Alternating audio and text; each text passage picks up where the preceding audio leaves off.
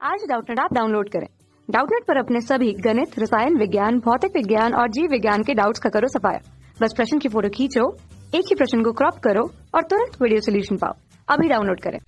प्रश्न है कि सरल सूक्ष्मदर्शी का निम्नांकित बिंदुओं के आधार पर वर्णन कीजिए। पहला है प्रतिबिंब बनने का रेखा चित्र तथा दूसरा आवर्धन क्षमता का व्यंजक, जबकि प्रतिबिंब स्पष्ट दृष्टि की न्यूनतम दूरी पर हो तथा बी अनंत पर हो। तो पहली स्थिति यदि हम देखें तो पहली स्थिति में हमारा रेखा चित्र इस प्रकार से बनेगा। ठीक है, ऊपर जो हमने बनाया है, ऊपर तो हमारा क्या हुआ, ये तो हुआ हम यदि किसी वस्तु को, अपनी छोटी सी वस्तु है और अपनी आँख से जो न्यूनतम दूरी होती है उससे रखा और ये 25 सेंटीमीटर के बराबर होती है। तो यहाँ से हमारा उस वस्तु पे जो दर्शन कोण है वो अल्फा के बराबर बना, जिसकी वजह से हमें जो पी क्यू वस्तु है बहुत छोटी दिखाई देगी, हम ये ढंग से नहीं देख सकते। तो इसको देखने के लिए हम क्या करते हैं, हम इधर एक वो बनाते हैं, मतलब एक सरल सूक्ष्मदर्शी रखते हैं और हम जानते हैं कि गुप्ता लेंस सरल सूक्ष्मदर्शी का काम करता है। तो और इस सरल सूक्ष्मदर्शी के हम काफ़ी पास में लाके इस वस्तु को रख देते हैं। जैसे क्या होता है कि एक बड़ा और आभासी प्रतिबिंब हमें इधर मिलता है जो कि P डैश Q डैश के बराबर है और ये भी हमारा D पे बन रहा है स्पष्ट दृष्टि की न्यूनतम दूरी, जैसा कि हमें ए में दिया गया है कि प्रतिबिंब बनना चाहिए स्पष्ट दृष्टि की न्यूनतम दूरी पर हो। तो इसके लिए प्रतिबिंब बनने का जो रेखा चित्र है हमारा, वो रेखा चित्र है इस प्रकार से कि ये जो पी ओ है ये यू के बराबर, पी डैश और डी के बराबर है। ठीक है, और पी डैश क्यू डैश हमारा प्रतिबिंब है, जबकि जो प्रतिबिंब बन रहा है स्पर्शदर्शी की न्यूनतम दूरी पे। तो इसके लिए हम आवर्धन क्षमता क्या लिखेंगे, आवर्धन क्षमता वो लिखी जाएगी m बराबर प्रतिबिंब द्वारा आंख पर बना कोण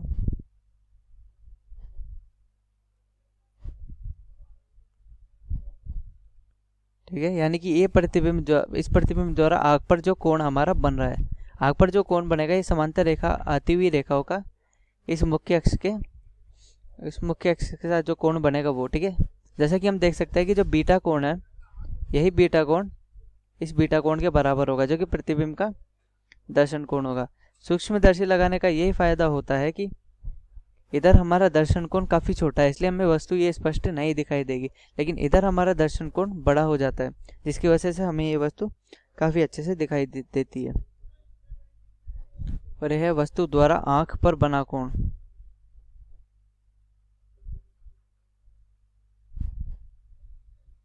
ठीक है, इस प्रकार से m बराबर क्या होगा, बीटा बटा अल्फा। ठीक है, अभी ये जो अल्फा बट्टा बीटा है, यानी कि जो बीटा है अल्फा से काफ़ी बड़ा रहता है, लेकिन अगर व्यवहारिक बात करें तो व्यवहारिक रूप में बीटा व अल्फा दोनों काफ़ी छोटे होते हैं, दोनों छोटे होते हैं, क्योंकि सामान्यतः जो ये बीटा कोण होता है ये सामान्यतः 4 डिग्री या 5 डिग्री के बराबर होता है, और जो अल्फा होता है वो हमारा 10 मिनट 15 मिनट इतने कोणों के बराबर रहता है। ठीक है, या फिर कई बार तो अल्फा उससे भी कम हो जाता है, जिससे हमें वस्तु कई बार ढंग से दिखाई नहीं देती, और बीटा कुछ डिग्रियों में रहता है, 1-2 डिग्री। तो अगर व्यवहार की बात करें तो व्यवहारिक रूप से बीटा और अल्फा दोनों हमारे काफ़ी छोटे रहते हैं। तो हम m बराबर क्या लिख सकते हैं, tan बीटा बटा tan अल्फा के बराबर, क्योंकि हम जानते हैं कि tan थीटा को थीटा भी लिख सकते हैं यदि थीटा कोण बहुत ही छोटा हो। तो अब हम चित्र से देखें तो त्रिभुज ओ पी क्यू, जो tan बीटा होगा वो क्या लिखा जाएगा, tan बीटा लिखा जाएगा पी क्यू बट्टा यू के बराबर। ठीक है, इसके बराबर हम आसानी से लिख सकते हैं, जैसा कि हम त्रिभुज ओ पी क्यू में देख सकते हैं। तो अब हम लिखते हैं tan अल्फा क्या होगा, और जिसके लिए हम ऊपर वाला चित्र इस्तेमाल करेंगे ओ पी क्यू, ऊपर वाला ओ पी क्यू। तो इसके लिए tan अल्फा क्या हो जाएगा, पी क्यू बटा डी।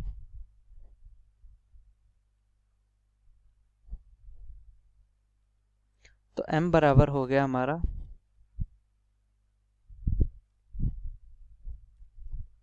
tan बीटा बटा tan अल्फा बराबर हो गया पी क्यू बट्टा यू, पी क्यू बट्टा डी। तो डी बट्टा यू हमारे पास क्या आ गई, आवर्धन क्षमता आ गई। ठीक है, अभी आवर्धन क्षमता कैसी होगी हमारी, आवर्धन क्षमता होगी धनात्मक। क्यों, क्योंकि हम देख सकते हैं कि जो डी है वो भी इस बिंदु से इस ओर है, यानी कि जो हमारी रे है, ये जो किरण है वो किरण इस दिशा में चल रही है और इसके विपरीत दिशा में हम अपनी दूरियों को माप रहे हैं, जो कि डी और यू है, दोनों ऋणात्मक है। तो ये हमारा m का मान आ गया यहाँ से धनात्मक। ठीक है, अब हम क्या कहते हैं कि यदि प्रतिबिंब स्पष्ट दृष्टि की न्यूनतम दूरी पे बन रहा है, यदि प्रतिबिंब कहाँ बन रहा है, स्पष्ट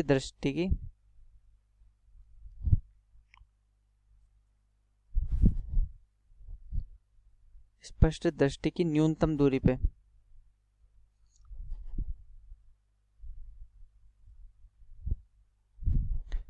तो इसके लिए क्या होगा, d का मान। ठीक है, d का मान तो एक जो v है, v का मान क्या हो जाएगा इसका, d के बराबर। ठीक है, और ये हम रखेंगे माइनस टी। ठीक है, हम इधर से देख सकते हैं कि हम v का मान किसके बराबर रखेंगे, माइनस डी के बराबर। ठीक है, v का मान हम माइनस डी के बराबर रखेंगे। तो अतः लेंस सूत्र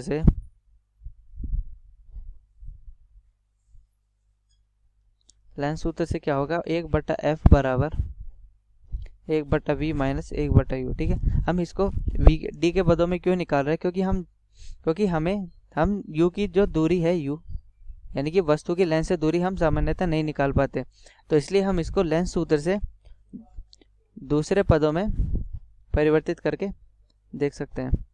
तो 1/f तो लेंस की फोकस दूरी रहेगी, ये माइनस डी और ये माइनस यू। ठीक है, इसको अभी हम ऋणात्मक रूप में रख देते हैं। तो होगा क्या कि 1/u बराबर 1/f प्लस 1/d। ठीक है, ये इधर चला जाएगा तो 1/f प्लस 1/d। तो यहाँ से हम लिख सकते हैं कि अगर d/u बराबर d/f प्लस 1, पूरे समीकरण में d से गुणा कर दिया, तो अतः आवर्धन क्षमता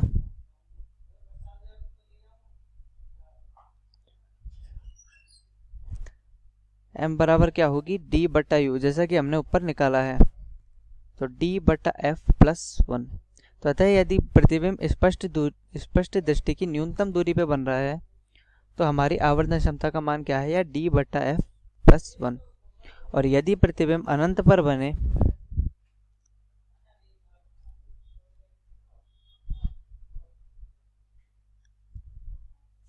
ठीक है, प्रतिबिंब अनंत पर बने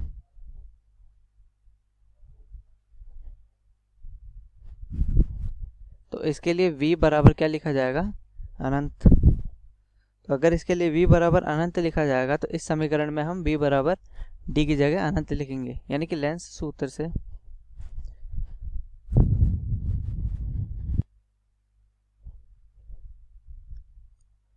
एक बट्टा एफ बराबर 1/अनंत माइनस 1/-u। तो u बराबर f, तो आवर्धन क्षमता क्या आई,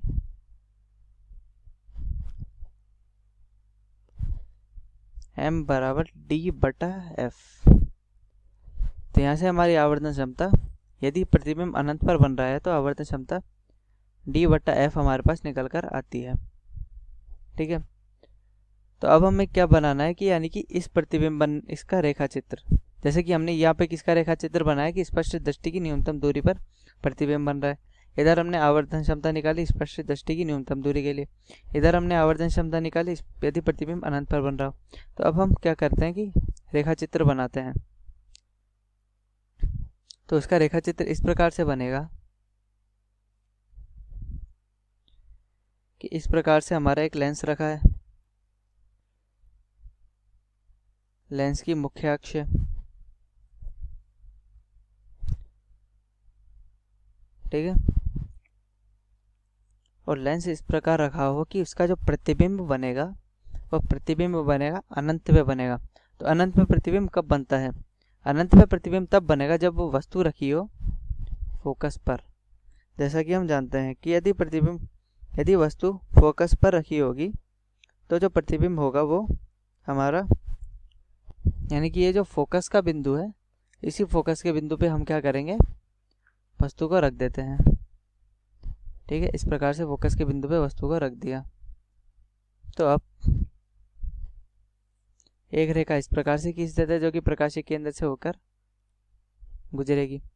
दूसरी रेखा इस प्रकार खींच देते हैं जो कि पहले तो मुख्य अक्ष के समांतर होगी, उसके परावर्तन के पश्चात द्वितीय फोकस से होकर गुजरेगी। तो यानी कि अगर इसको आगे बढ़ाएं हम,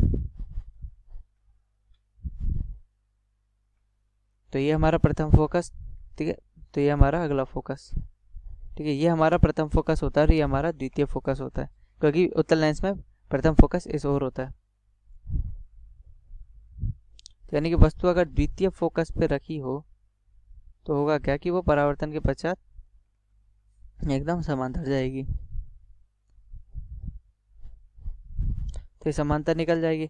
अब यदि इन रेखाओं को हम पीछे बढ़ाएं, ठीक है, हम पीछे बढ़ाते हैं इन रेखाओं को, तो हम पाएंगे कि दोनों रेखाएं एक दूसरे के समांतर है और अतः जो हमारा प्रतिबिंब होगा वो हमारा प्रतिबिंब किस पे बनेगा, हमारा प्रतिबिंब अनंत पे बनेगा। तो इसका जो दर्शन कोण होगा हमारे पास वो बीटा के बराबर होगा। ठीक है, और जैसा कि हम ऊपर देख चुके हैं कि जो दर्शन कोण अगर सूक्ष्मदर्शी ना लगाया तो अल्फा के बराबर होगा। ठीक है, तो ये हमारा रेखा चित्र होगा और इधर हम आंख लगा के देखेंगे कि प्रतिबिंब कैसा बन रहा है। ठीक है, इधर तो नहीं, ये थोड़ा, कहने का अर्थ है कि इस, मतलब हम इधर ही, वैसे तो आंख इधर ही लगाएंगे क्योंकि इधर से हमारी आंखों पर क्या पड़ रही है, रोशनी पड़ रही, तो इधर से हम आंख लगा के देखेंगे जिससे हमारा प्रतिबिंब हमें अनंत पर प्राप्त होगा। तो ये बन गया उसका रेखा चित्र। कक्षा 6 से 12वीं से लेकर नीट, IIT, JEE वो एडवांस के लेवल तक 1 करोड़ से ज्यादा छात्रों का भरोसा। आज ही डाउनलोड करें डाउटनेट ऐप या व्हाट्सएप करें अपने सारे डाउट्स 8400 400 400 पर।